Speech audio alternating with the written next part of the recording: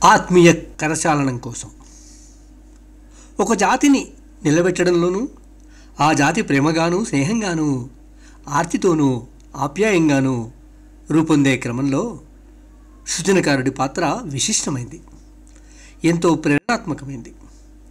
ఆ జాతికి తమదైన ఒక సంస్కృతి ఏర్పడడంలోనూ సృజనకారుడు ప్రధాన భూమికను పోషిస్తాడు.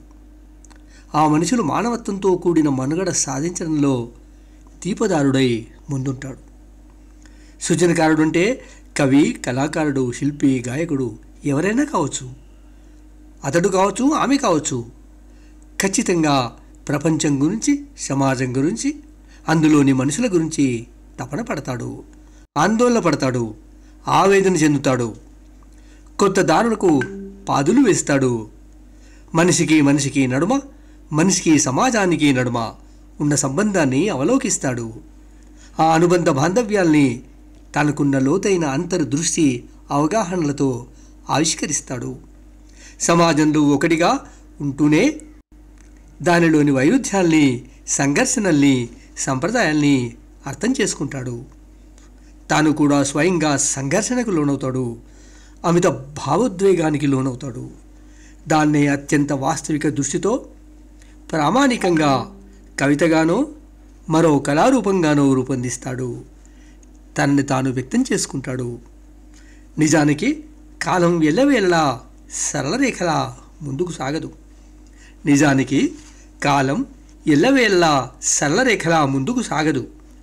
కొన్నిసార్లు ముందుకు వెనక్కు సాగుతుంది, ఇంకొన్నిసార్లు చక్రంలా గుండ్రంగా తిరుగుతుంది. ఆయా కాలాల స్థితిని, ప్రభావాన్ని కవి తన కవితల్లో చిత్రిస్తాడు. తానుగా నిలబడతాడు. అలా నిల్చున్నవాడు గొప్ప కవిగా, దార్శనికునిగా వెనుతిరుగుతాడు. అలాంటి వారి రచనలే వర్తమాన తరాన్ని ప్రభావితం చేస్తాయి, భావి తరాలకు మార్గనిర్దేశం చేస్తాయి. అందుకే కవులు, రచయితలు, పాఠకులు అందరూ కూడా తమ తమ హృదయాల గదులకున్న అన్ని కిటికీల్ని తీసి ఉంచాలి. అందుకే కవులు, రచయితలు, పాఠకులు కూడా అందరూ తమ తమ హృదయాల గదులకున్న అన్ని కిటికీల్ని తీసి ఉంచాలి. తమ మెదడుకు, మనసుకు ఉన్న ఆ అంటెన్నెలని తెరిచే ఉంచాలి. అప్పుడే తమ ఇరుగు పొరుగు కవులతో పాటు ఇతర భాషలలోని కవులు ఏం ఆలోచిస్తున్నారు, ఏమి రాస్తున్నారు, ఎట్లా రాస్తున్నారు అన్నది తెలుస్తుంది, అర్థమవుతుంది, అవగాహన కలుగుతుంది. అట్లే కేవలం కవిత్వమే కాదు, ఇతర సృజనాత్మక రూపాలైన కథ, నవల, సంగీతం, పెయింటింగ్, సినిమాలు అన్నింటినీ పరిశీలిస్తేనే సృజన లోతులు తెలుస్తాయి, సృజన విస్తృతి అవగతమవుతుంది.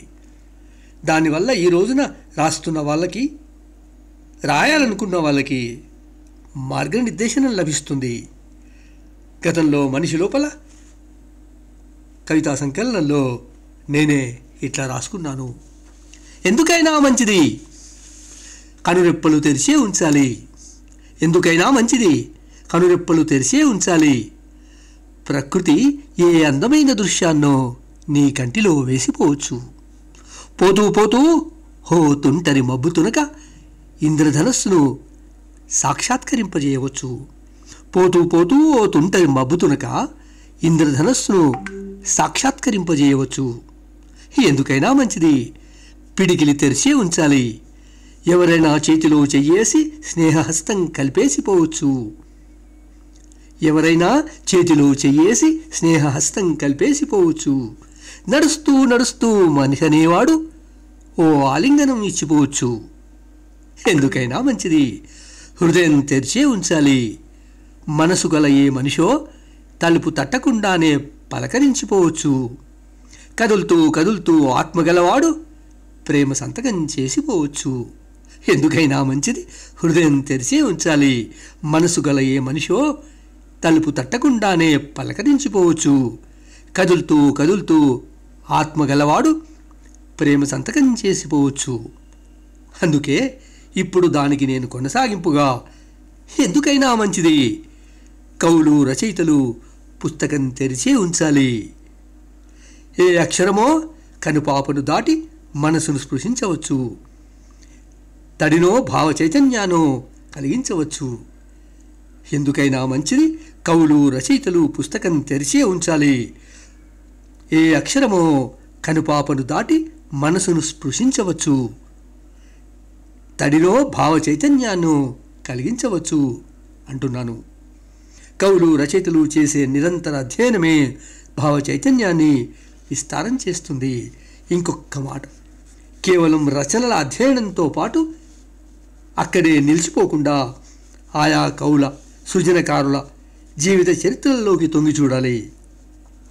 రేఖామాత్రంగానైనా తెలుసుకోవాలి. వారి జీవన నేపథ్యం, గమనం, ఒడిదొడుకులు అన్నీ మనల్ని వారికి మరింత చేరువ చేస్తాయి.